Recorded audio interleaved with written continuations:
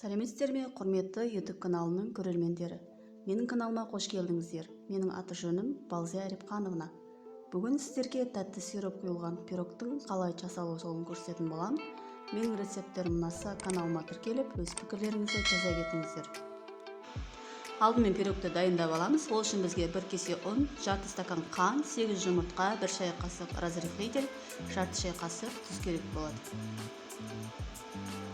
Жұмыртқаға қант, тұз қосып, қанты тұзы ерігенше жақсылап араластырып аламыз.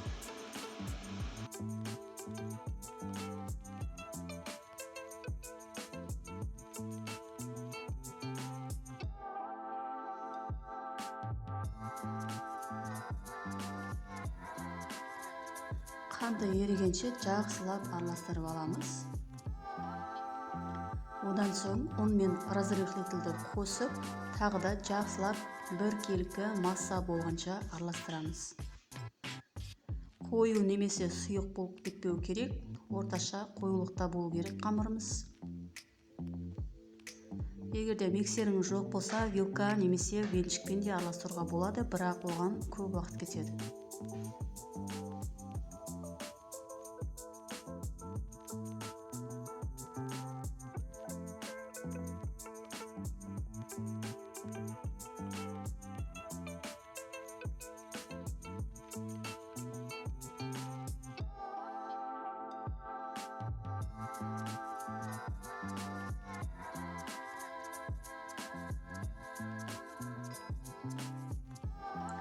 Міне біздің қамырымыз дайын болып қалды. Міне осылай қаймақ сияқты болу керек қоюлығы. Енді біз противенді кішкене қыздырып, сары маймен немесе сливочный масламен осылай майлап аламыз да, дайын болған қамырымызды противенге салып, 10-15 минутқа демалдырып қоямыз.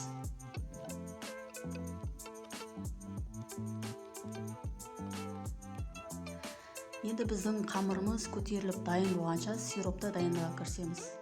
Сиропымызға 2 стакан қант, 1 кесе су керек болады.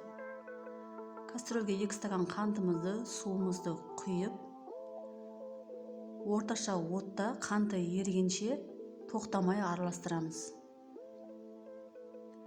Қанты ерген соң астын жай қойып, 10 минуттай тағы да қайнатамыз.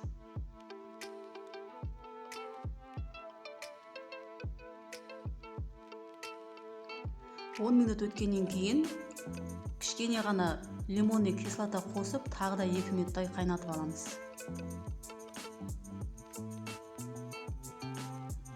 Міне біздің сиропымыз осылай болу керек, қатты қою да емес, сұйық та емес, орташа болу керек.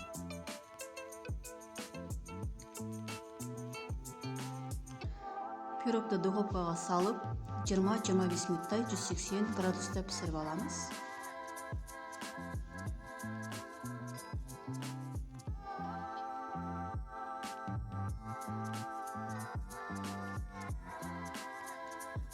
Міне біздің пирогымыз дайын болды. Ыстық пирогтың үстіне суытылған сиропты осылай ожаумен ақырындап құямыз. Одан кейін сиропты өзіне сіңіргенше 1-2 сағатқа қойып қоямыз. Сонымен біздің пирогымыз дайын болды. Үйлеріңізде жасап көріңіздер. Ұнаса, лайк, комментарий жаза кетіңіздер. Сау болыңыздар.